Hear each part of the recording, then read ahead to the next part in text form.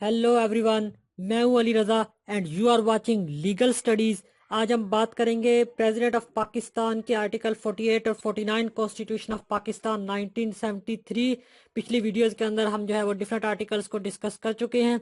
तो आज हम जो प्रेसिडेंट के लास्ट आर्टिकल्स को डिस्कस करेंगे। सबसे पहले हमारे पास आर्टिकल 48 है जो कि बात करता है president to act on advice. बड़ा इंपॉर्टेंट आर्टिकल है, स्पेशली 18th अमेंडमेंट के बाद जो है इस आर्टिकल की जो इंपॉर्टेंस है वो और ज्यादा बढ़ गई है। ये आर्टिकल कहता है कि प्रेसिडेंट जो है वो अपने फंक्शन परफॉर्म करने के लिए कैबिनेट या प्राइम मिनिस्टर की एडवाइस पे काम करेगा। अब यहाँ पर बड़े मजे के वर्ड यूज हो रहे हैं। उसने कहा shall act on and in accordance with the advice of the cabinet of the prime minister, कि उसकी एडवाइस पर और उसकी एडवाइस के मुताबिक, इन अकॉर्डेंस विद का जो वर्ड है ये यूज हुआ है कि उसकी एडवाइस के मुताबिक जो है वो काम करेगा।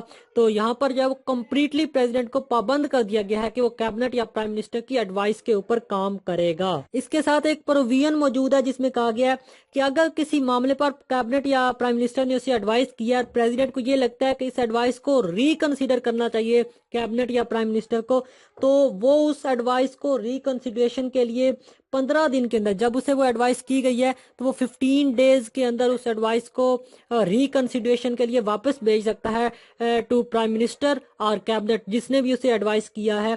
और अगर प्राइम मिनिस्टर या कैबिनेट उस एडवाइस को जब वो वापस भेजेगा तो दोबारा से उसको जो है वो रिकमेंडेशन में दे देते हैं, दोबारा से उसकी प्रेसिडेंट की रिकमेंडेशन को कंसीडर करके या उसको कंसीडर किए बगैर जब दोबारा से एडवाइस आएगी प्रेसिडेंट को तो वो फिर 10 दिन के अंदर अंदर उसके ऊपर अमल करने का पाबंद होगा। अब दोबारा से वो रिकंसिडरेशन के लिए नहीं भेज सकता, वो 10 दिन के अंदर अंदर उस पर अमल करने का पाबंद होगा। इसी की क्लास 2 है हमारे पास जो कि डील करती है प्रेसिडेंट की डिस्क्रिशन पावर के साथ।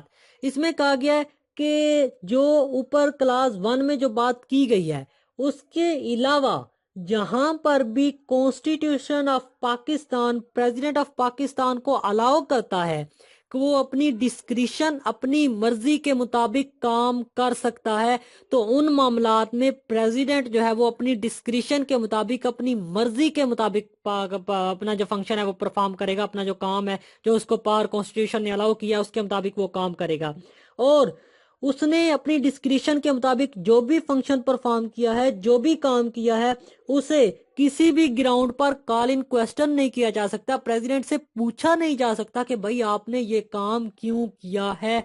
जब कॉन्स्टिट्यूशन ने उसको डिस्क्रिशन अलाउ कर दिया तो फिर आप उससे नहीं पूछ सकते। इसके बाद क्लास 3 जो है वो ओमिटेड है। अब हम बात करते हैं क्लास 4 की। क्लास 4 ये कहती है कि कोई भी एडवाइस जो कि कैबिनेट ने, प्राइम मिनिस्टर ने, किसी मिनिस्टर ने या स्टेट मिनिस्टर ने की है, तो उस एडवाइस से रिलेटेड के क्या एडवाइस की है, उस एडवाइस से रिलेटेड कोई भी अदालत, ट्रिब्यूनल या अथॉरिटी प्रेसिडेंट से क्वेश्चन नहीं कर सकती कि आपको जो है वो कैबिनेट, प्राइम मिनिस्टर, मिनिस्टर ने क्या एडवाइस की है। मतलब जो भी एडवाइस की है उससे रिलेटेड जो है कोई अदालत, ट्रिब्यूनल या अथॉरिटी क्वेश्चन नहीं कर सकती।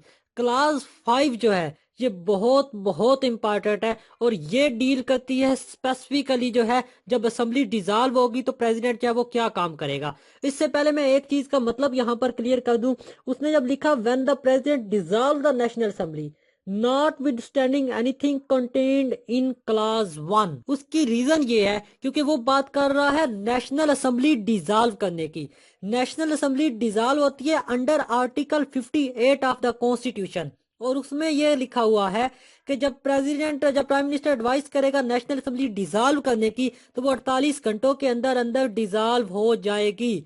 लेकिन क्योंकि क्लास 1 के अंदर 15 दिन और फर्दर 10 दिन की बात की गई है, तो और इसके अलावा रिकंसिडरेशन की बात भी की गई है, तो ये दोनों चीजें जो है वो असेंबली डिसॉल्व करने से डील नहीं करती। इसलिए उसने बड़ा क्लियरली मेंशन कर दिया कि जो क्लास 1 है उसके अंदर जो कुछ लिखा हुआ है उसके अलावा जब मतलब उसको कंसीडर किए बगैर, क्योंकि जब आप नेशनल असेंबली की रेजोल्यूशन की बात करेंगे तो ऐसी एडवाइस की सूरत में प्रेसिडेंट के पास ये राइट नहीं है कि वो रिकंसिडरेशन के लिए उसे वापस भेजे। तो उसने कहा कि जब नेशनल असेंबली डिसॉल्व करने की बात होगी, जब प्रेसिडेंट जब वो नेशनल असेंबली डिसॉल्व करेगा تو उसे जो है वो 2 काम करने पड़ेंगे। पहले मैंने वो उस क्लास का मतलब आपको समझा दिया, अब हम इस आर्टिकल के ऊपर, इस क्लास के ऊपर आते हैं जो कि क्लास 5 है ओवरऑल। उसने कहा कि उसे 2 बेसिक काम करने पड़ेंगे जब भी प्रेसिडेंट असेंबली को डिसॉल्व करेगा। कौन कौन से काम करने पड़ेंगे? सबसे पहले वो एक डेट अपॉइंट करेगा। किस चीज की डेट? जनरल इलेक्शन के होल्ड करने की डेट, के कब जनरल इलेक्शंस होंगे, और डेट का टाइम फ्रेम भी बता दिया है, विद इन 90 डेज, कि जिस दिन असेंबली डिसॉल्व होगी उस दिन से 90 दिन के अंदर अंदर आपके जनरल इलेक्शन नेशनल असेंबली के लिए होना जरूरी है। तो वो डेट अपॉइंट करेगा, डेट का टाइम पीरियड भी बता दिया कि नेशनल असेंबली के जनरल इलेक्शन के लिए जो है वो 90 दिन के अंदर अंदर की जो है वो इलेक्शन की डेट अपॉइंट करेगा। दूसरा काम, वो केयर टेकर गवर्नमेंट अपॉइंट करेगा। वो निगरान कैबिनेट, जो है यहाँ पर कैबिनेट का वर्ड यूज हुआ है, तो वो एक निगरान कैबिनेट अपॉइंट करेगा under the provision of article 224 या 224A। ये आर्टिकल इलेक्शन कमीशन से डील करते हैं, तो हम इनको वहीं पे डिस्कस करेंगे जब हम इलेक्शन कमीशन को डिस्कस कर रहे होंगे। तो वो इन प्रोविजंस के under caretaker government appoint करेगा। ये 2 काम जो है वो प्रेसिडेंट करेगा हर उस सूरत में जब वो नेशनल असेंबली को डिसॉल्व कर रहा होगा। उसके बाद जो अगला हमारे पास क्लास 6 है, ये रेफरेंडम से डील कर रही है। अगेन बहुत इंपॉर्टेंट क्लास है। ये कहती है कि जब भी प्राइम मिनिस्टर किसी भी मामले को जरूरी समझेगा, उसे लगेगा कि कोई भी कौमी अहमियत का मामला है, नेशनल इंपॉर्टेंस का कोई भी इश्यू है जिसके ऊपर रेफरेंडम कराना जरूरी है, वो किसी मामले के ऊपर रेफरेंडम करवाना जरूरी समझेगा, तो वो उस सारे मामले को मजलिस शूरा यानी कि आपकी पार्लियामेंट की ज्वाइंट सिटिंग की तरफ रेफर कर देगा कि इस पे ज्वाइंट सिटिंग जो है पार्लियामेंट की, जो पार्लियामेंट के दोनों हाउसेज हैं, वो इस पे क्या कहते हैं।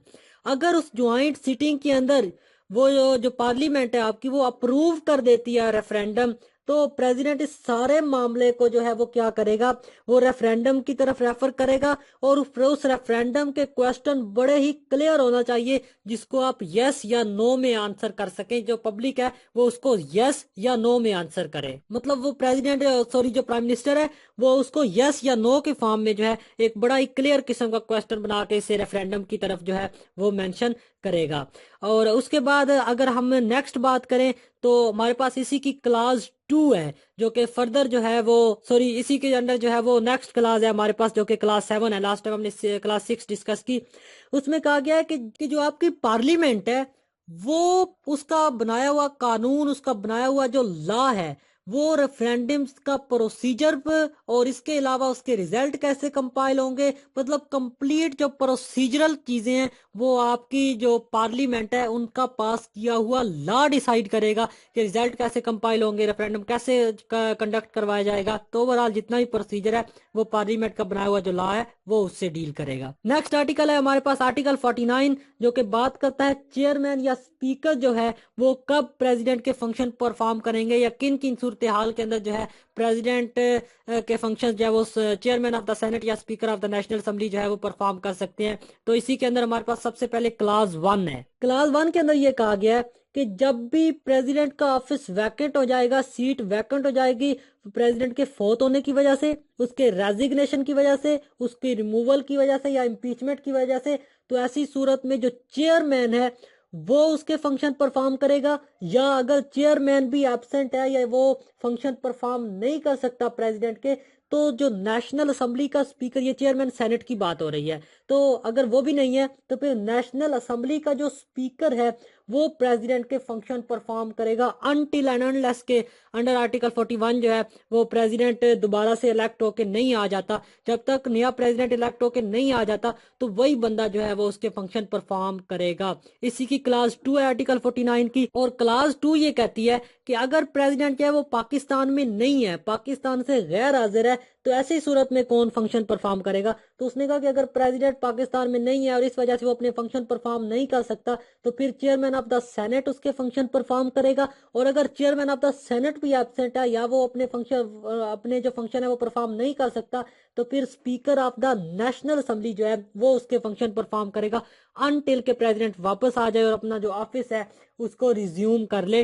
तो जब तक वो वापस नहीं आता तब तक जो है वो प्रेसिडेंट के जो फंक्शन है वो या चेयरमैन सेनेट या जो speaker of the national assembly है वही उसको परफॉर्म करेंगे। तो ये था हमारा आज का लेक्चर। मिलते हैं अपनी अगली वीडियो में, तब तक के लिए मुझे दीजिए इजाजत। Thanks for watching.